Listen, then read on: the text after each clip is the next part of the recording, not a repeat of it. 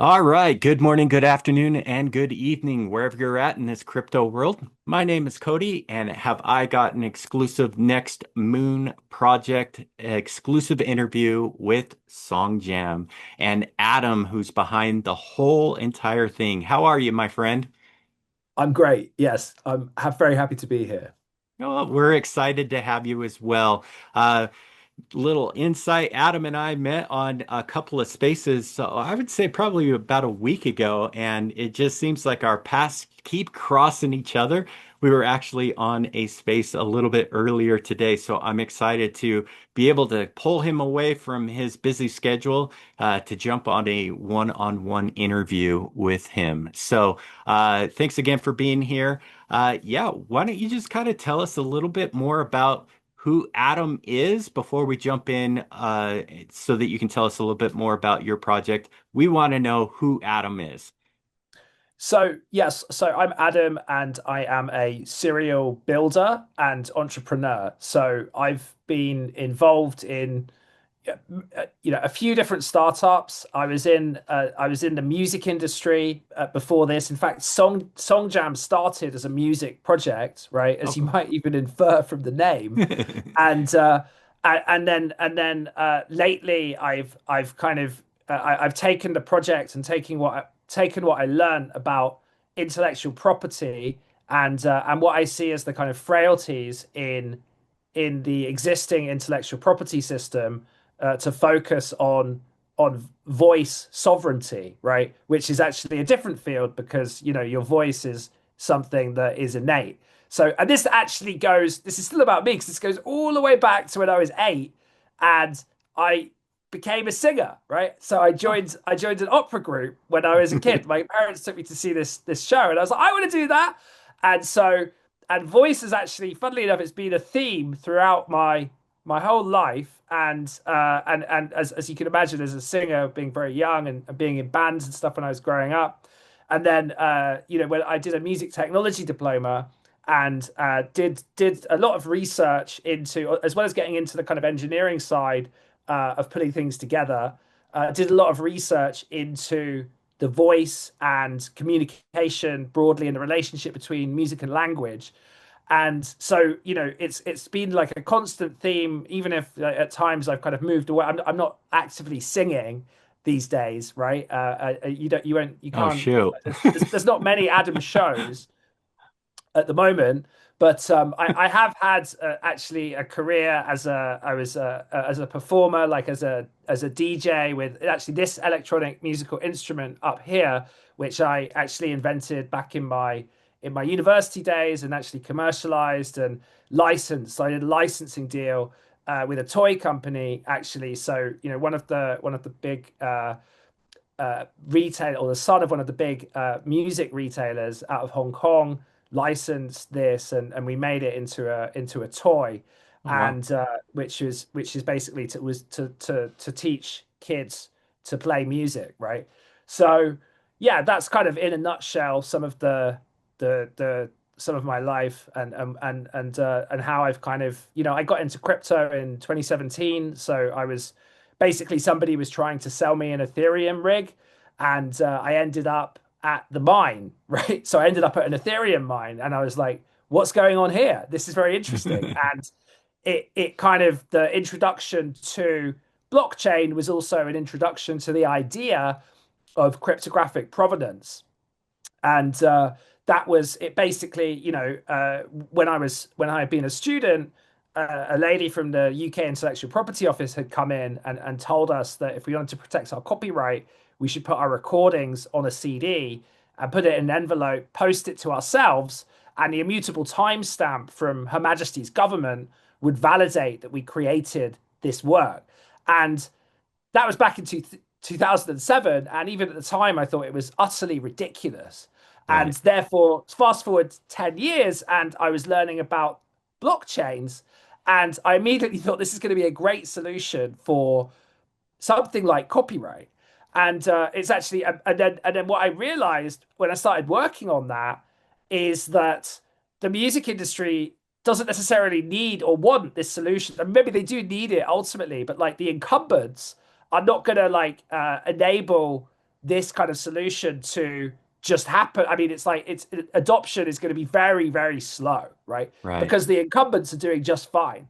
And Mhm. actually, the existing intellectual property system is basically a barrier. So, Uh, like the fact that the Copyright Office is like a bureaucracy that doesn't really work and has never really worked, but is actually blocking next generation solutions. Not like they're not trying to, but like they're kind of like they're kind of beholden to their governments, and the government is kind of like beholden to lobbyists, right? mhm, So like mhm. the IP system is kind of not gonna help. And actually, what you can see playing out with AI and creation and the copyright system is it's not working, right? There may be regulatory capture of the AI industry, and creator rights are nowhere to be seen, right? Like, and this is happening now. And I'm not saying that I'm giving up on that fight because that was kind of how I got into it. But what I realized is that with voice, there's an opportunity to front run the legal system, right? Just because they Mhm. haven't set up a law to copyright your voice yet, not completely. I mean, in Tennessee, there's already something called the Elvis Act, which is ensuring likeness, voice, and image security, right? And that's basically an extension of a publicity right, meaning that it's kind of designed for celebrities, right? Or it's designed for people in the public eye, and it basically can make voices licensable in certain contexts. And there are some proposed bills for this as well that haven't gone through yet. But really, it's not going to be. It's just going to be about making the voice into like a licensable asset rather than kind of protecting people more broadly from the threat of deep fake, deep fake fraud, right? Yeah. Which is a big problem. So anyway, I didn't mean to. I probably like gone on No, way too no, much on this thing, but that's awesome. No, and that's what we're here is part of the Next Moon Project is basically to interview people like you that are out in the space building and are passionate about trying to solve real world problems.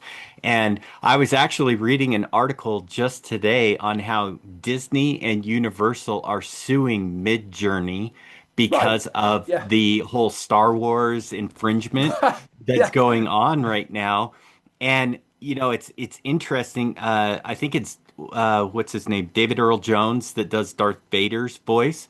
yes, He donated his voice to this, or licensed it to this to George Lucas in the Star Wars franchise, so that Darth Vader can live on.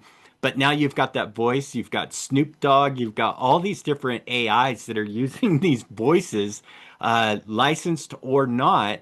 We're headed in that direction anyways. And so I think that we're I think you're on the right track in my opinion when it comes to this kind of stuff of forefronting it, right? Because we are starting to see a lot of this stuff come to light because I mean these guys are spending millions upon billions of dollars a year to protect that IP alone, and you've got AI that's generating stormtroopers. I saw another one where they some people were using Google's what is it called, VO or something like that to yeah, create video, hmm right? With yeah, stormtroopers in there having a conversation and talking, and it's yeah, like there's got to be some sort of copyright infringement here, yeah, and they're just freely willy-nilly doing these type of videos with no repercussions behind it, and it's getting kind of scary.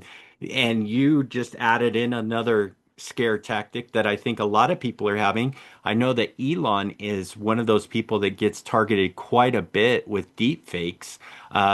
Trump's being one that's getting out there as well. And there's all these kind of people, and it is definitely getting scary of what can actually happen. I mean, it's been a few years since the voice kind of thing has been working with scammers trying to record your voice and say, I need help.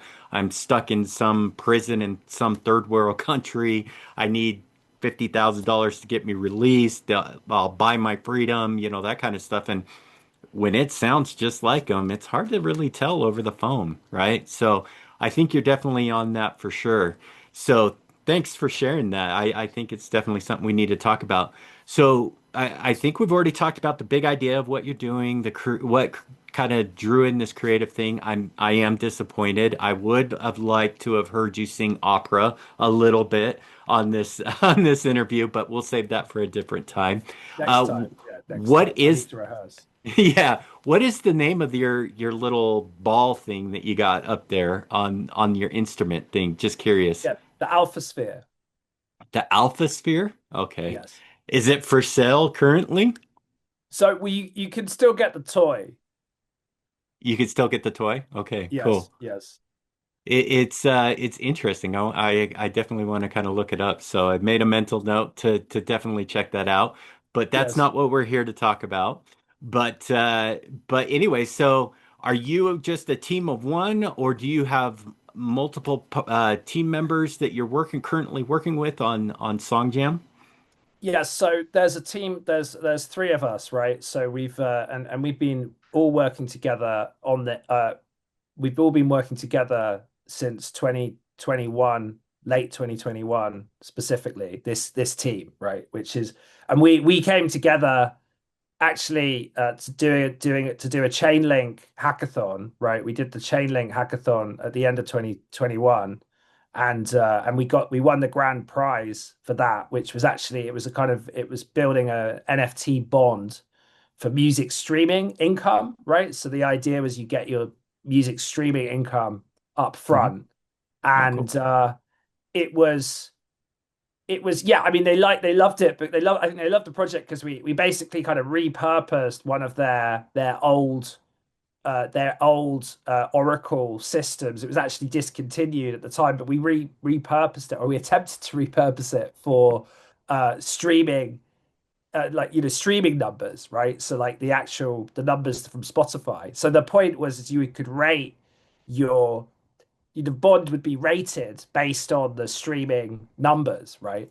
So Oh. it was neat. It was a neat little widget, and in the end, we didn't need to use. I think they called it the flux aggregator, right? Like it was the old system, and the guy who was running the hackathon, he emailed me like right afterwards. He's like, guys, did you actually get the flux aggregator running? And actually, we actually didn't because it wasn't supported, and there were Yeah. missing pieces of the infrastructure, right? So, and we ended up using another system that was almost like just point and like drop and like almost like drag and drop. But I think overall they could see the effort that had gone into what we were trying to do, and also that we got it working and it was a cool demo.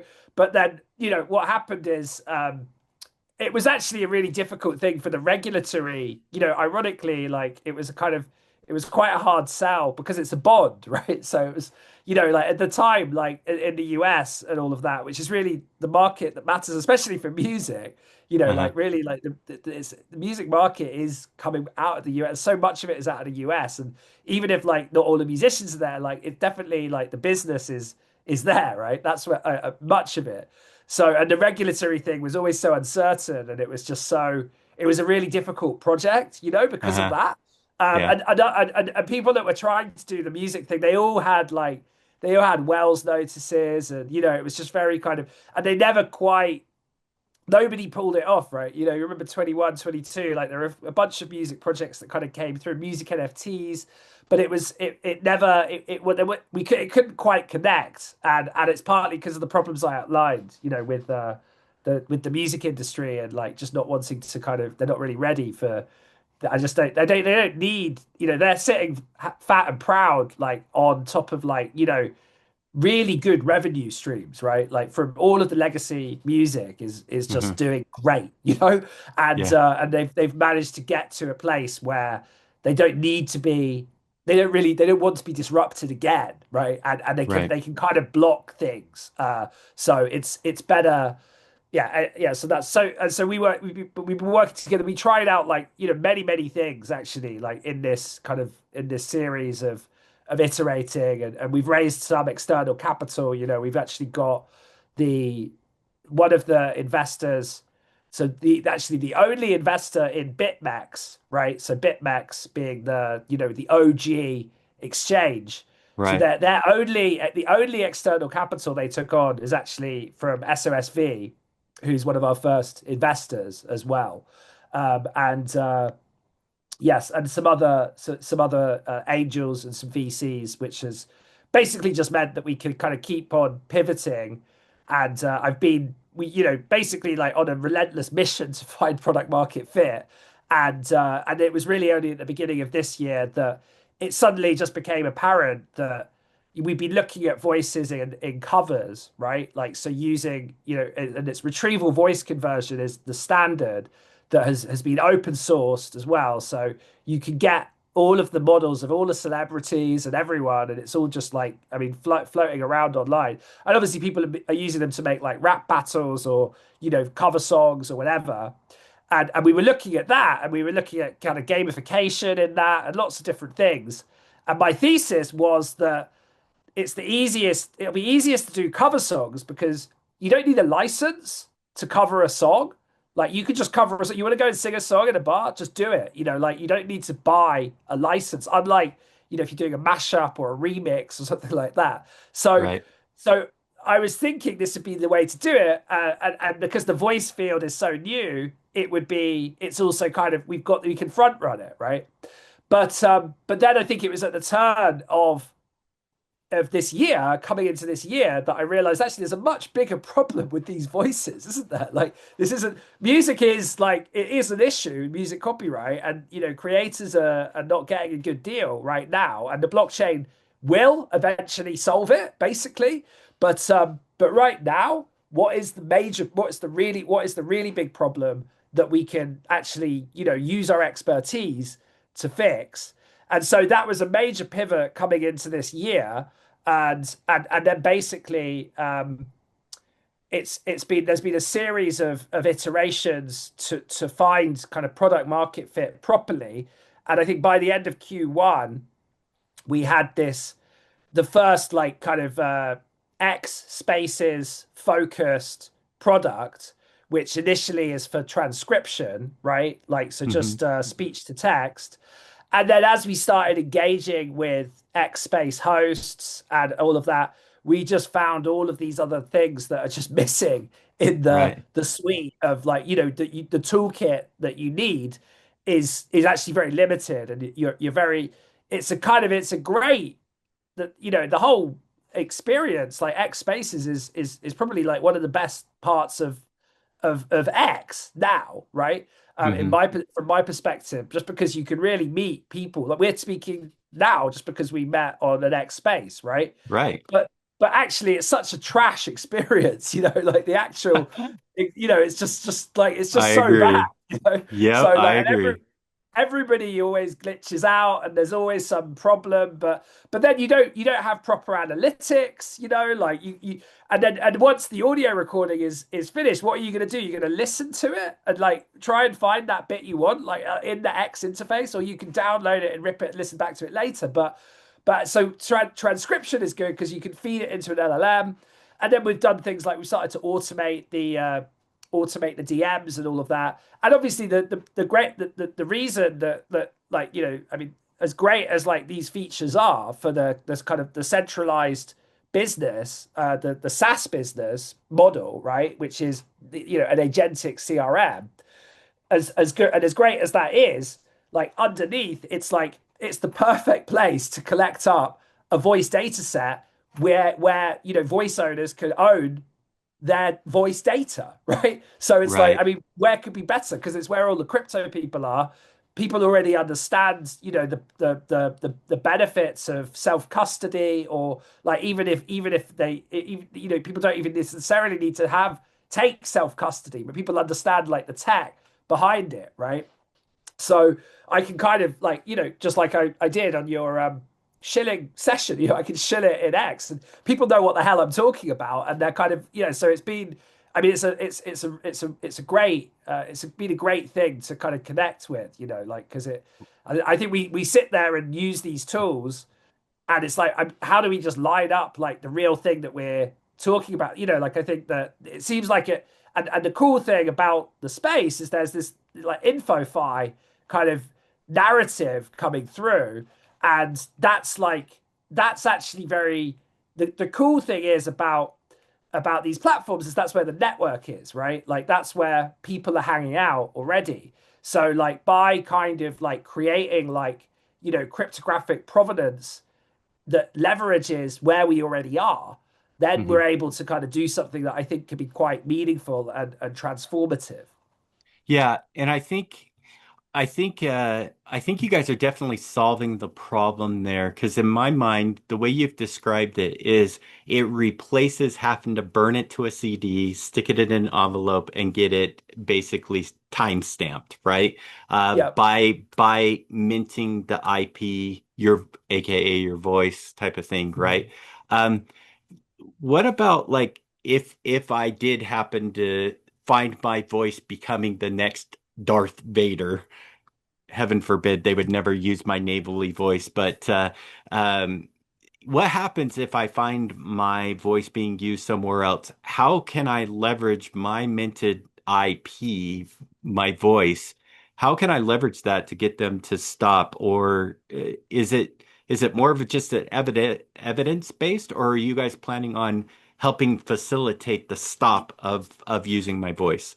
Yeah, so so that's I mean that's like a really interesting question that is I mean I don't think there's like I mean I think there are lots of different kind of answers that exist and it could exist and I think to be I think that so it's interesting because technically like right now like so legally speaking although there are there are some bills that are proposed that would protect your voice as like a property right that's actually proposed in like certainly in I think both the House and the Senate right and I'm mostly focused on US law because like it's just the easiest to kind of I mean it's the kind of the cleanest and it's actually IP is the biggest export from the US, and so I just think the system is just that much more sophisticated, even though it's not very good, but Yeah. it's like it's kind of so like enforcement is the issue, right? Like enforcement is the problem. It's not like because the law could exist, even when the law does exist, which it may well do this year, but it probably won't because for some reason it will just, I mean, I'm watching what everything that's happening in the legal in the, in the way that these bills try to get passed. I mean, we all are experiencing the drama like collectively, right? But it's so like enforcement is the issue so yeah so like in our context like we want to create it's less I think it's almost like a Spotify approach right so it's less about um creating like the a way that you could penalize like outside of the network that this is it's less about creating a way that you could kind of penalize like a network that doesn't support these rails that we're building Hmm. because it's like we can't it's like if they haven't connected to our like just let's call it an API right then it might not support like the verification tick that is next to your name when you're in like the conference call or when you're like if you're going to be credited in a movie or something like that and that's the AI house that runs the movie production for example right do you Right. see what I'm saying Uh-huh. so it's like we don't because I think it's not like it's almost like that's too much of an ask to and I think detection it's less about detection as it is about creating the like cryptographic record so that you can use that to verify and continually re-verify rather than go out and as I say you can't so you can't penalize like a third party but the point is like we want to be the best voice like very sovereignty network, right? Hmm. So like the Yeah. best voice sovereignty network in the world. So if you support it, then you get access to all of the human voice data, right? And one Right. of the issues is with so say you're a researcher and you want to train your new AI voice model, you want to make a human sounding assistant or whatever, and what's happening is researchers are resorting to synthetic data to train the models right which it's predicted that the use of this kind of synthetic data is going to lead to model degeneration And that's not, there's less kind of research that's been done into voice specifically. But one of the reasons that researchers don't pay actors to provide the data is just because they don't want to pay, right? They don't want to pay the actors, or like they're too expensive. So but we're jamming away in Twitter Spaces, right? We're talking about all of this stuff. We're doing it anyway, right? And if we were also creating like an immutable record of all of our voice data that was tied back to you, then you could choose to do what you want with it, right? You could monetize it. You could, or you could not. You could give it away for free, right? It's up to you, right? And whatever Twitter does with it, I also think there's another thing. Whatever like the audio recording is, whatever happens to that is one thing, but there is like there is a natural right to owning your voice that kind of transcends the law, and it's like, and I think everyone can understand that. It's not like when I talk to people about it, they say, well, if somebody's using my voice for this, then like I should have some like recourse. It's like, well, legally speaking, like you don't, like you don't. I mean, somebody can just use your voice, but of course, like so you saw the drama with OpenAI and Scarlett Johansson, right? Yep. That's just a drama that is, it gets played out in the media, and OpenAI have to kind of apologize and recall the model and all of this stuff. But like, I obviously Scarlett Johansson, like her lawyers could have like sorted it out, and it probably could have gone in her favor. But OpenAI could do without the negative publicity of going through a lawsuit like that anyway, even if they could have potentially defended themselves successfully, right? But Right. for most of us, we don't have Scarlett Johansson's lawyers, right? So Or the like we've war got, chest. Yeah. yeah, exactly. So like we need to be, so that's kind of, so I don't know if I'm I don't know how well I'm directly answering. So what I mean is that it's like Spotify didn't stop piracy from happening by penalizing pirates, right? Right. Spotify stopped piracy from happening by just offering a much better solution for everyone to listen to music, right? And Hmm. people in the end came around to paying for music because of the way that they offered this solution, and that's the way that, like, that's my vision for Songjam to be like the best solution for voice sovereignty and for voice agents and for voice data, right? So like Yeah. just the best system that like everybody feels confident in, with the verification. There's an open source hardware component, so you can track the bio signal that is produced when you speak, right, from your vocal cords, and that's an important component as well.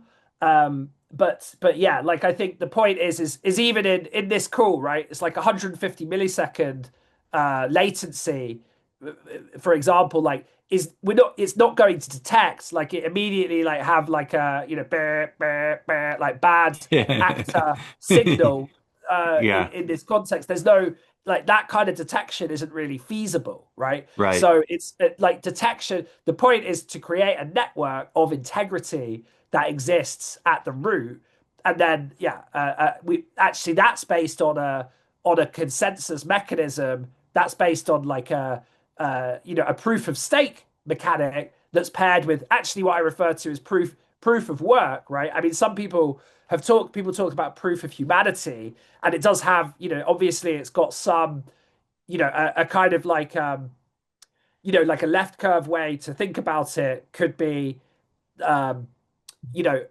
it could be like like WorldCoin for your voice, right? But Yeah. I think that could be a way to think about it. But as I say, I kind of see our like open source hardware component and like really tracking the biosignal from your voice. I kind of think about that more as our proof of work, right? And it's more of a, like, it's because we're not even necessarily, actually the bit where we verify the humanity, that's actually more contingent on like ZKID solutions rather than like we can't necessarily verify you're a human. I mean, we can verify you're a human, right? And we can verify that the audio matches that that you're that human, right? So that recording was made with that voice at that time, but matching it up with like your individual ID is like another problem that we shouldn't have to solve. That's a problem for ZKID solutions, right? And Right. that's like and for now we'll just have to leverage. I mean, we'll just we're doing it on Twitter. We'll leverage the social proofs of X, right? And that's like we can kind of use that as a crutch to bootstrap the network, right? Yeah, that makes total sense. So I'm curious, obviously with age, all things change, right?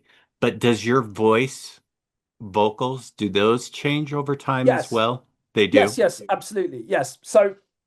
So you have to re-verify, right? Like the way, I mean, the thing is obviously um it's different for different people. Like, I mean, I think the necessity of this tool is like if you're always on conference calls, you're basically, I mean, obviously we're talking about X Spaces now, but we're also looking at how we roll this out like inside corporate, right? So, and in that case, it's like everyone in the corporation is talking on conference calls all the time, right? And so we've got a kind of you know, we're basically you can constantly be re-verifying without giving up data to any like third party. So just by participating in the calls and the rest of it. So yeah, Yeah. there's like a constant. It's not necessarily constant, but it also affects the staking mechanic as well, right? So like Hmm. it for those that are staking in the network, that what that is basically will be everyone eventually, right? Because even like if you're, I mean, even if it's like your country that is taking care of your access to this solution, um, like there'll still be a stake behind that somewhere. It might be abstracted away on so many levels if you're just like a guy living in your, wherever you're living and using it's behind the cell network, right? That's how it will work in that context. And it'll be a total custodial solution, right?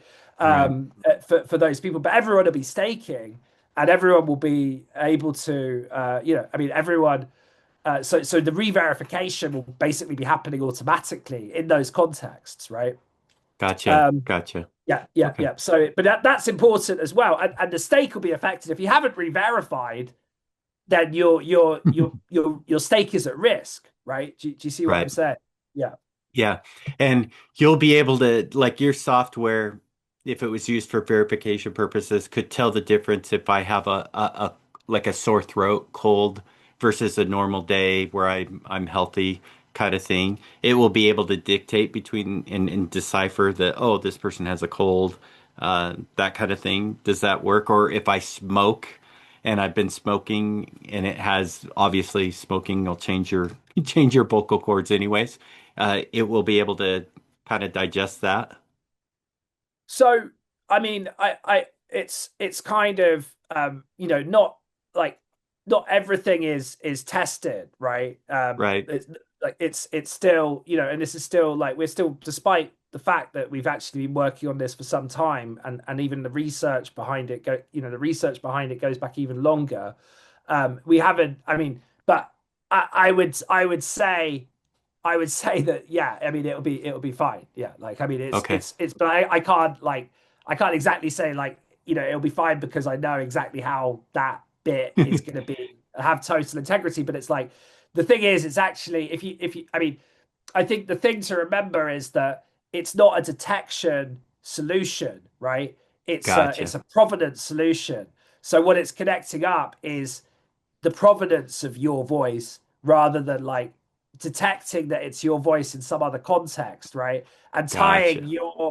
tying your your unique ID that is like also included with your the fact that you're really a human making these Yeah. sounds, right? So it's Yeah. like it's not like if you're if you've been smoking or something like that, it doesn't really make any difference, right? But it can include that or not. And I think that these systems are kind of sophisticated enough to be able to like smooth things like that out, right? If it's because it's an outlier in what you're the data that you're putting out there. Because like say somebody like you, I think you do an X space like maybe whatever. Like I mean, I've seen you on X spaces like 3 times this week, right? So we've got like that could be data. All of that data could be creating your model, right? Your own voice agent, or simply your own voice data set, and we it will analyze, it will pick up like different issues that would and when there are outliers, then it would be kind of it would be more obvious of what's going on if there's Yeah. something different, right? Yeah, that makes total sense. Um, so from I mean, this is definitely a forefront. You guys are definitely on that. I've only heard of maybe one other company that has tried this kind of not exact thing, but something similar to it. They were actually Mhm. trying to use voice as a way to avoid having to input your security seed phrase or private key. It was kind of Mhm. like a biometric kind of capability, right? Yeah. The problem that they were running into was even biometrics are stuff that can be faked, right? That data Mhm. can be Yeah. faked to a certain extent. Um, and I know that you're still working through a whole bunch of stuff. This is still the kind of forefront. But if it was a detection kind of capability, like is vocal a little bit more of a higher probability to be able to not fake versus a facial or some other kind of biometric type of thing? Well, Is there enough of yeah. a signature in that? Yeah, well, there is enough, right? There is like, I mean, scientifically it is unique enough, but it's the way that it's picked up, it's the way that it's processed, right? And Hmm. actually, like, if it's just audio, then I'm not. It's not enough from our perspective, right? Like, that's like we insist on these sensors, right? Like, it's a simple thing. It's like a very low cost component. Anyone can buy a piezoelectric transducer in an electronics store, like anywhere in the world, right? And but like not everyone could necessarily solder it together, but like not everyone could necessarily mine a Bitcoin, right? So it's Gotcha. like Yeah. it's kind of like we'd anticipate there to be like people would set up like little groups and companies to manufacture these kinds of things and sell them also at like I'm sure like a pretty low cost, and they can still make a decent profit because the root this is such a standard component that it becomes yeah, I mean, it's cheap, right? And that was Yeah. as soon as I realized we were going to need a hardware component, I mean, and also from my experience in hardware, I was like, man, we're done. Like we're cooked. It's not going to work. And then I realized that actually open source hardware will basically solve the distribution problem. And so that's yeah, like I think I mean really like audio can be enough, and even though like Samsung and Apple don't support voice auth, right? But Hmm. some banks do, right? Some banks Hmm. do with their customers. Voice is enough, and I think Tencent does, right? WeChat developer also accept voice. So even though it's like Apple and Samsung are big, but like as I say, a few banks do voice alone Tesla's. But as I say, I think from our side, it's like it needs to be bulletproof, and yeah, that's how we approach it. Yeah. I've designed wallets before. And for me, I'm not a fan of like private keys having to sign all these different things. For me, it should be just seamless. Go through and say yes, approve, something like that that can pull in a voice or a biometric kind of thing to avoid that whole signature thing. Because I mean, anything we can do to make crypto a lot easier for people, in my opinion, is the way to go. That's why I was just kind of curious your thoughts and feelings on kind of including that into like a DID kind of thing, of kind of a verification of identity, I guess you could say. But yeah, way cool stuff, man. You know, you talked about BitMax is one of your major sponsors. Uh, do you have any other kind of partnerships that you could drop alpha wise that you're hoping to get here as well, or anything along those lines? Well, I don't. So I mean, I can say that I mean, I can't like there's some stuff maybe like deals that I'm working on or whatever, right? So there's like for example, like there we're in like dialogue with some banks about like their systems, and you Oh, know they're looking for voice security, right? Which is like I mean I knew this was going to happen. Like, of course they're looking for voice security, and like I'm the guy with like voice security printed on his business cards. So like eventually they eventually they find me. Do you know what I mean? yep. But the yeah, so like and then also police, right? Like a police force in a significant jurisdiction is exploring this like the possibility of leveraging our tech, right? So but neither of those like I can't really disclose like either of those right now for obvious reasons. But what I can say is next week we're going to be live on next Wednesday. We're going to be live on the Virtual's Genesis launchpad, and Nice. it's got we've got a full summary of the tech and the kind of the agentic CRM, the how the data the data retrieval and data modeling works, as well as the AI voice agents, and it includes a link to the white paper, which it was just completed. I mean, basically, like version 0.2 was just completed on like Sunday night. And so it's all like, yeah, hot stuff. And I think that, like, for me, like the Virtuous Genesis Launchpad is kind of like, I think they're kind of doing things right, Like, I really think that they've done some quite good stuff with the tokenomics, and they've got this community of people that really want to back projects. Hmm. And you might have seen that there was just this big launch on Virtuous Genesis, which is like a security auditing agent, right? So they can just like point it at a smart contract and get like some kind of provisional like auditing guidelines. So Hmm. I think it's kind of going in the right direction for that.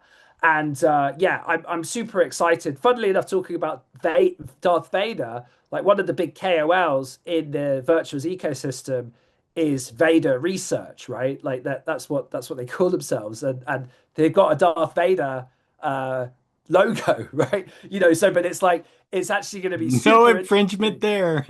Right, right. Well, it's going to be super interesting to actually line this stuff up because it's it's also like I think that one thing is and I refer to this in the paper, but like the like the pseudonymous economy has value, right? And like in crypto, often like we're hidden behind our alts, right? So there is like a period where just to stress test the network, like we want to onboard as many different voices as we can, right? And just kind of like experiment with like how to kind of build out proper like a proper like system that could actually like penalize bad actors in this kind of network Right. um too, right? So like it doesn't necessarily and like before we can kind of implement like the full ID solutions, and before we can like even like publish the schematics, there'll be like a period where I could foresee there being all kinds of different like weird and wonderful voice agents that we like can facilitate and may need to like shut down at some point because it just gets out of hand.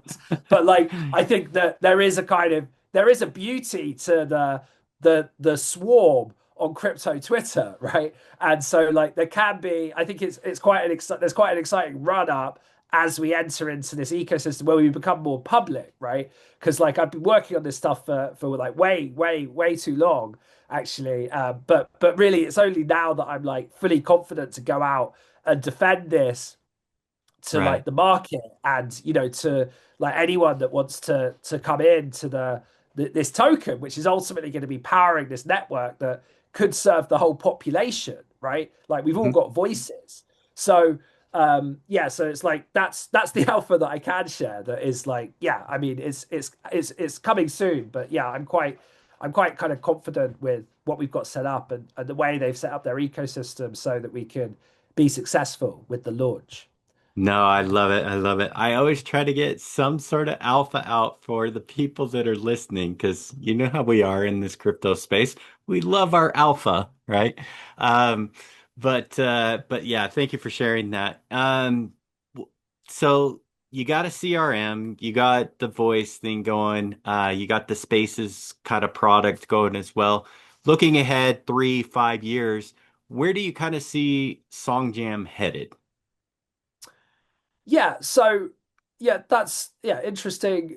Yeah, interesting to like take a step back for a minute. So I guess like I kind of visualized uh this, like when I started to kind of make the business plan, and then I wouldn't say like I've laid it out. I think that like I'm putting this out now to the market to kind of, I think that it's not, I'm putting this out to the market now to kind of, I mean it's something of an experiment, right? Like it is an experiment in many ways. Like the even the idea, it's too new for it to not be an experiment. And if we weren't doing it as an experiment, we'd probably be like doing it wrong, right? Because like Yeah, it's not gonna, you don't know exactly how it's gonna work, and what bit will ignite and what bit might not, right? right. But I'd say that, yeah, like I mean the way I see it is like I would say that um it should be like we should be adopted by countries, right? Like it should be something that like that governments are able to not necessarily implement themselves, but see that like there are data custodians in different countries, or even like maybe it doesn't even need to be in different countries, but like there are data custodians that can help to take care of the voice data for those that choose to not take custody of their own voice data, right? And I think that it's actually only going to be, in the end, it's only going to be a kind of relative fringe that is going to insist on self custody for stuff like this. So that's kind of probably how I see it, and where we're going, right? So Yeah. and that's basically, I mean, that's the kind of extent of my vision. I mean, I mean, maybe Mars is next, right? But like it's there's not that many voices on Mars right now, as far as we know, right? Right, right. No, no. Now you're starting to talk my language, man. I love going to Mars. Yeah, I take a lot of people to Mars every once in a while, and yeah, great. it's always fun. So give me 1 second. I am trying to pull up your website here. So give me 1 sec, and you can kind of walk me through it. Can you see my screen okay? Yeah, All right. This is your guys' website, correct? correct. All right. So for anyone that's interested in getting going, how does it work? Kind of walk us through the flavor here. Yeah, so it's very simple. Well, I mean, the best thing to do is actually to get an X space, a link to an X space, and just copy it into the URL dialog there, and then you can I mean it'll take you it'll take you on a journey, but it'll take you to, I mean it'll basically, depending on if the space is live, or if it's uh if it's live or if it's completed, it will depend on the experience you have, right? But if you copy the space in and it's live, Hmm. or it's not happening, it's upcoming, then it'll give you the campaign management mode, And what the campaign management mode will do is it will enable you to basically generate like a ton of DMs for like potential audience members, Hmm. and then you can customize that, right? So you can just change the tone, you can determine the length, you can add any specific points, and then an LLM will, or Songjam, will generate uh the the specific DMs, right? And then you can basically, with the extension, there's a browser extension that will like completely automate that component of your workflow, right? Yeah, so that's the browser extension there, which is a Chrome extension, right? It's published on the Chrome store now, and yeah, and you can actually, a lot of the product is free right now. Like you can do a decent amount of like in LLM inference and stuff. Like, I mean, you could get some analytics from your existing, and there's a little bit of analytics from the existing space. And yeah, and then if the space is finished, then you can it will basically give you the full report, like it will give you the full transcription, and you can use LLMs to summarize that, right? So you can, and you can use it to generate content. And actually, right now, even if you post a link in to this website, it will end up Songjam, our X account, will tweet the summary, right, within uh like minutes of it being processed, or even like it would take minutes for it to process, and then it will publish the summary. So like this, Cool. you see this tweet here 2 hours ago. That was the space I did just earlier today. So that's just generated by the LLM. So for now, like I mean, it's just anyone that is going to publish anyone that wants to publish a tweet, like anyone that wants to put their space into Songjam will publish it like automatically, right? Like so these summaries are are useful enough, right? So I mean it's Right. it's it's especially, how it is in a space. It's like it's cool when you're live in the space, but then you want to actually, you don't want to listen to the recording again, right? So yeah, and then we've also got this AI DJ, right? So if you check out that tweet down there, there's the Down where? AI, like this. If you scroll down a bit more, yeah, just yeah. So this is the AI DJ, right? So this, you see this tweet from me, and that's basically, you see the little avatar with the headphones, right? So Hmm. she's playing the music in the space, right? So we built this Oh, because, cool. like, for the space, you really, as a space host, like, you really need like a good AI DJ, like you just need like to have some music at the beginning, because it's kind of dry when people are arriving. I find it kind of painful when I'm arriving at a space and it's just like Well, deathly it's silence. it's that, and for me, hosting as well. I leave the song on for at least a minute or so while I try to get people up on Yeah, stage. yeah, But you yeah, want to yeah, make that instant contact so that it people that are coming in to listen, they know that it's a live space, right? yeah, And yeah, once you turn off that music, you can't turn it back on.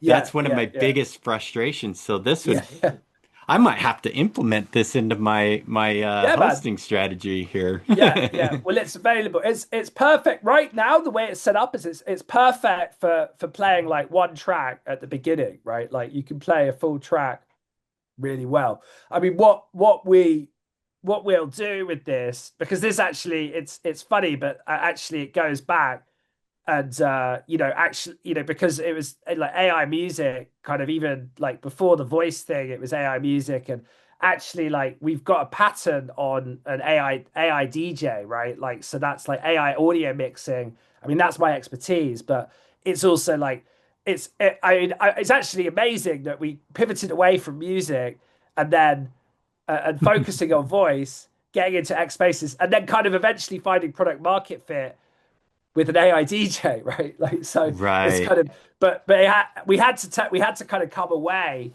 from, and it's just been cool because I go to spaces all the time now for the promotion, and it's cool because I start talking to people about who I am and what I'm doing. And then eventually they'll be like, oh, let's try the AI DJ. And it's like, yeah, of course, and then everybody's really happy. So we're finding our first, we're finding some of our first users through this as well, right? Which is cool. Yeah, yeah. So once they're in there, how do you activate them? Well, there's a console, right? There's a console. I can give you the URL for testing Okay. purposes, right? So yeah, Yeah, you I'd you be more than happy to test around and play with it a little bit. My yes. my whole background is I'm a UI UX designer, so I've Oh, designed cool, great. quite a bit of oh, I accidentally bumped that. I've designed quite a bit of stuff from L1s all the way down to a whole bunch of DeFi projects, including wallets, DEXs, you name it, I've done it. So Amazing. yeah, I'd be more than curious to kind of take a tour of this. Uh, but that's for between you and I at a later time. Yeah, But sure. yeah, no, this looks amazing. So with that being said, the best route to get a hold of you is through your, looks like Twitter handle, Yeah, uh, X for sure. here. Yeah, I mean, Songjam is fine, but also Adam underscore Songjam that's my Twitter handle. Yeah, please feel free to reach out. I'm basically like these days, I mean, pre-launch, like I'm basically gonna be on Twitter 24/7. It's not like it's I mean there's so much value from like participating in these spaces and just like every comment, like I retweet everything, like everything I'm interested in the ecosystem that we're focusing on, like I'll retweet. And yeah, it's like, but yeah, you send me a DM, I'll get back to you pretty quickly, probably. Ah, I love it. I love it. Yeah, no, this looks amazing. So, yeah, just stop sharing this really quick. But yeah, just wanted to thank you for coming on. We have definitely gone past the hour mark. We were only planning on doing a quick 30-minute interview, but this has been very educational for me. I think for our listeners as well, they're going to find this very educational and entertaining as well. So, any last kind of final words you want to throw out there to those that are listening in?